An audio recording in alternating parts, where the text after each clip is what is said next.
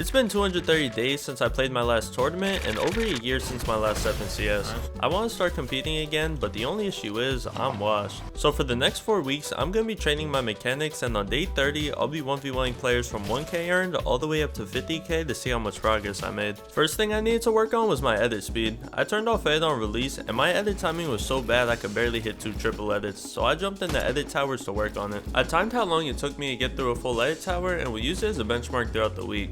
I'll also be timing how long it takes to complete all scenarios and Raider's edit map to keep track of progress, and I'll end each day by free building while spamming edits to increase my speed and timing. Over the next 2 days, I shaved time off the edit tower and saw big improvements in the practice map, but my free builds were looking terrible. I was fumbling the timing of simple edits by pressing my edit key as fast as I could with no rhythm or timing. So instead of trying to spam edits to work on speed, I free built on lower speed to focus on rhythm, which led to better edits. But on day 4, I noticed something that changed my edit speed significantly. When I first start editing, I always have a short burst of speed that quickly fades into a much slower pace. This was because I would tense my hand while trying to press my edit key as fast as possible, and once my hand got tired, I became slower. So I made an effort to relax my hand while editing, and this allowed me to edit faster for longer periods of time, which led to faster times over the next few days. The free builds were a lot better as well, but I noticed I would do things like edit up on the right side on cone 90s or run slightly to the left on triple edge to give myself more time to hit the edit. Day 7 was the final day of running through the edit tower and map, and it's safe to say I made a good amount of progress over the week. At the beginning, I wasn't able to string together 2 triple edits, but now I could do over 15, and there's a big difference in how I'm moving in free builds now versus day 1.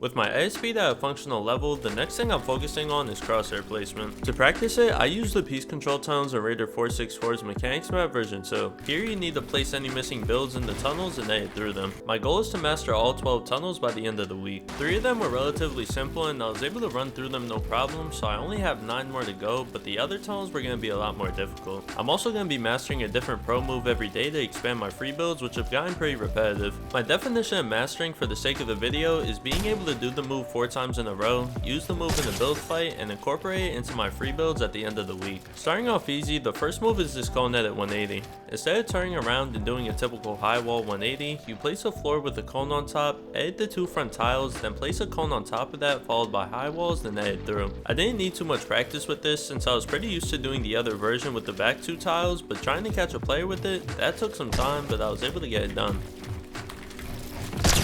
Day 2, the tunnels I focused on were 3 and 8. After a couple of run-throughs, I was able to get through 8 no problem, but on 3, I had a little more difficulty editing and jumping to the left side, but after a while was able to figure it out. However, I needed to figure it out again as I had to do the same thing in my free build for the day. The move is from Vico where he side jumps then edits back to the middle. I kept missing the cone to catch myself, but made sure I looked down and placed it and was able to run through it smoothly after that. And unlike yesterday, I was able to catch someone with this within the first few rounds. Days 3 through 5, I was able to knock out the other 7 tunnels and found the clip of Noah Riley running through tunnel 1, so I tried to copy the tunnel the same way he did, and very quickly was I reminded of how slow I am compared to everyone else. I tried 3 more pro moves, all of which I was able to incorporate in my builds and use in 1v1s. Since I completed all the tunnels already, day 6 I tried speed training where you build on half your sensitivity. This forces you to be more precise with your crosshair because any wasted movement will cause you to fail the edit, which happened to me plenty of times. I couldn't find another good free build move, but got reminded of my old triple edit speed, which led me to grind that for the rest of the day. On the final day, we get to see the progression of my free builds, and you can see that my crosshair is much more controlled and there's a lot more variety in my builds as I incorporated every move I learned into it.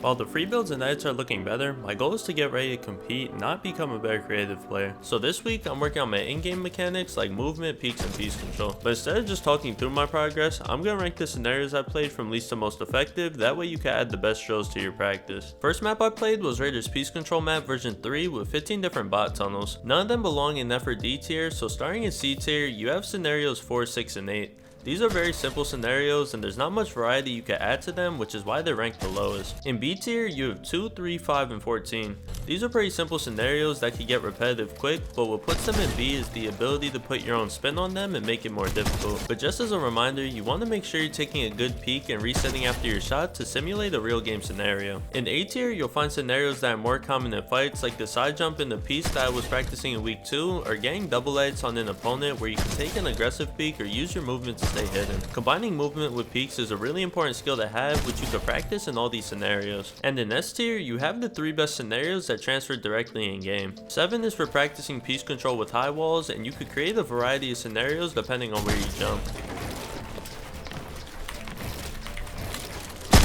11 is a 2-part tunnel where you safely piece control the first bot but need to kill the second bot below you. The most effective way to practice is to stay up top, claim the wall, then edit and slide the cone as if you were pressuring from above. This is a very common angle to pressure from, and hitting the wall edit is a crucial part because if you miss it, it may cost you a kill or damage. And 15 is a scenario where you pre-piece to the side and shoot the opponent.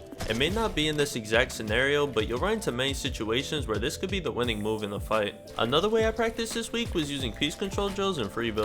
If you ever watch a pro free build, you'll see that they incorporate piece control in their builds because while you may need to do a retake or two, the end goal is to piece control and eliminate the player you're fighting. Raider464 made a video with 57 different piece control drills, and I played and ranked all of them based off of how effective they are and which ones you should add to your free builds. Unlike the piece control tiles, all tiers are necessary for making this ranking, with 12 drills going in F tier. The drills in this category are extremely easy or have little to no translation in real game scenarios. Raider mentions that you won't need some of these drills one-to-one, but they'll increase your overall mechanical ability, which will transfer in game. These next drills are also easy and make for better retakes than actual piece control drills, so when trying to find the best moves to add to free builds, there's a lot of retakes that are more effective than these, so these go down to D tier. In C tier, you start to find more scenarios that are useful to add to your free builds. However, the reason these drills aren't higher is because of their complexity. They're great builds to improve your mechanical ability, but some of the drills, while cool looking, serve no real purpose in game. You could find simpler alternatives that also achieve the same result, which may be easier and more useful, especially for higher ping players. At the beginner level, B tier scenarios would be some of the best drills to start off with.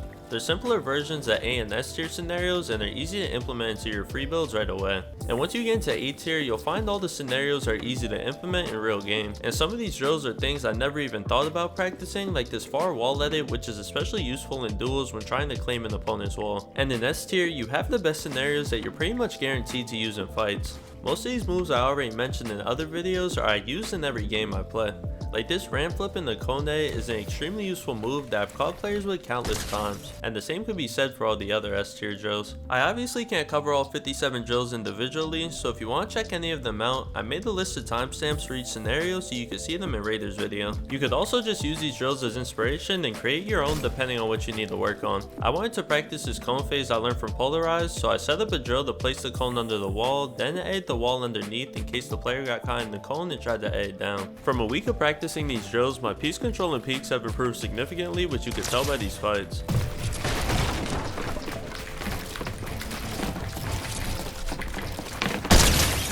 And in week 4, I'm going to be putting all the skills I practiced together in build fights to see the progress I made over the past 21 days and prepare for day 30 where I'm 1v1ing players from 1k to 50k earned. Day 1, nobody was online, so I played matchmaking where I was absolutely cooking these kids and didn't get any comp until I ran to the reincarnation of Mitro. This guy was pre-firing me the second I edited my builds every time. Then I realized he was just cheating, but he still managed to lose these rounds, so I think it's time for him to pack it up. The next day I 1v1 you guys, and some of you were better than I expected, but this is my video, so I get to make myself look good and only show the clips.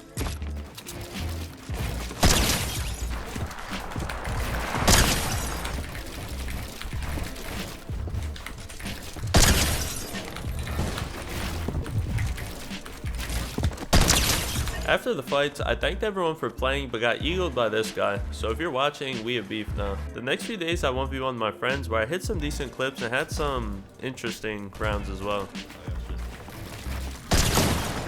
Oh, hey. Big X.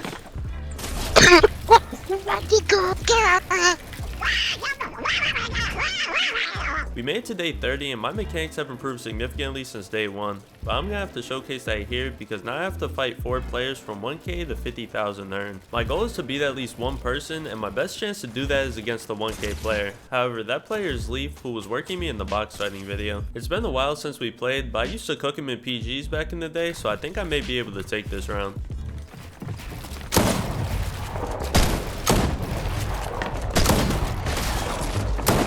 Baller.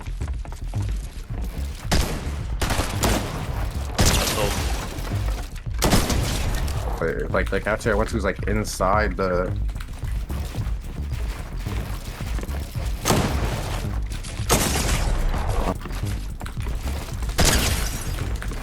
Oh. No.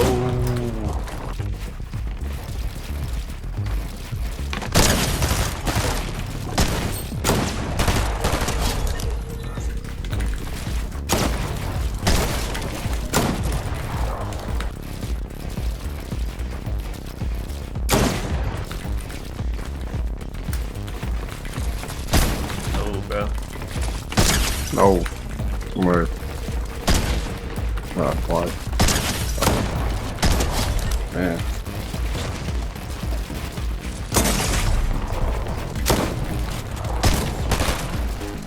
No.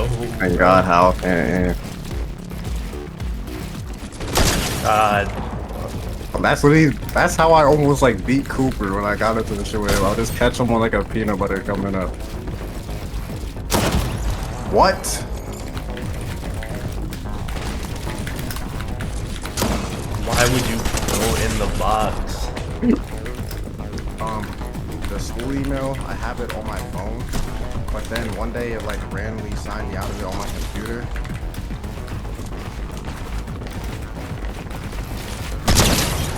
Oh man. Oh my God.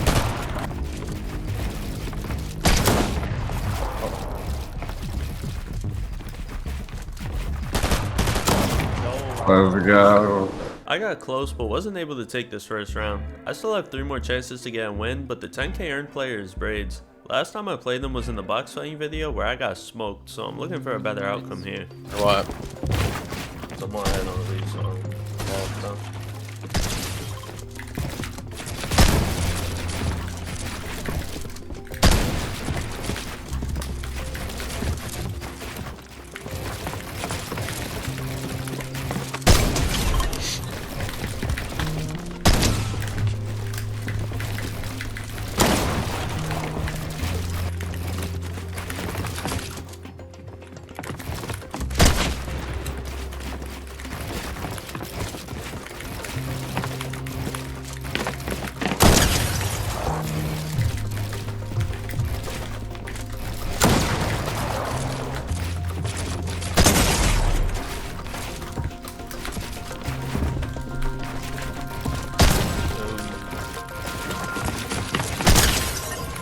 Coming up from Florida, right? Oh, damn. It probably comes on my way then.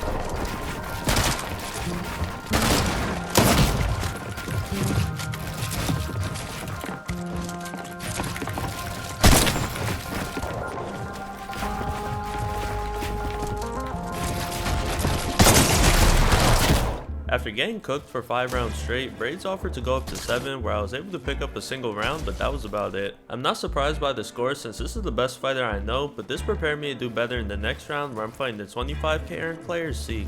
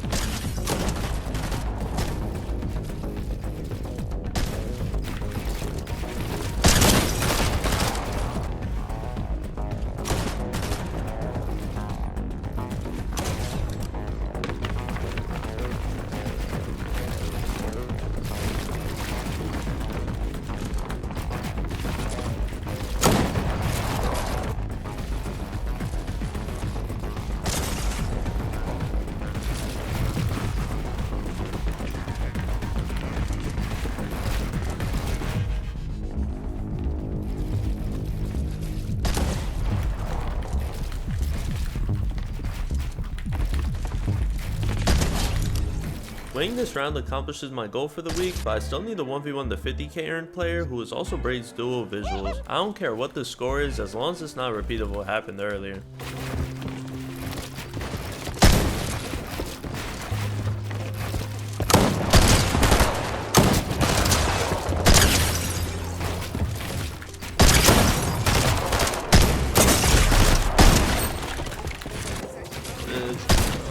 It's over. Locked up.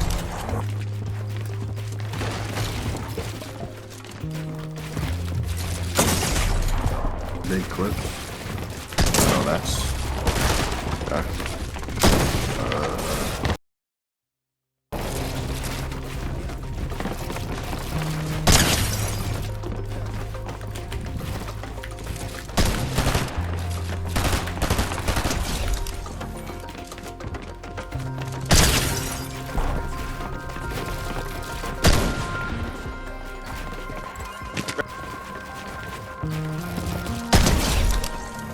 You literally all the DMs in his Twitter are him trying to fucking do a Korea with me, so maybe that'll go.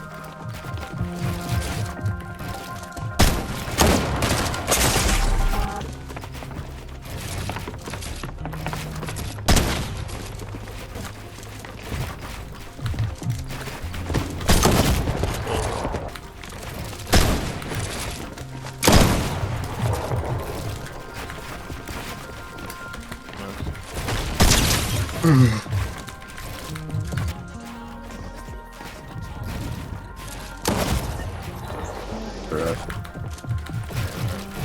Somebody dropping.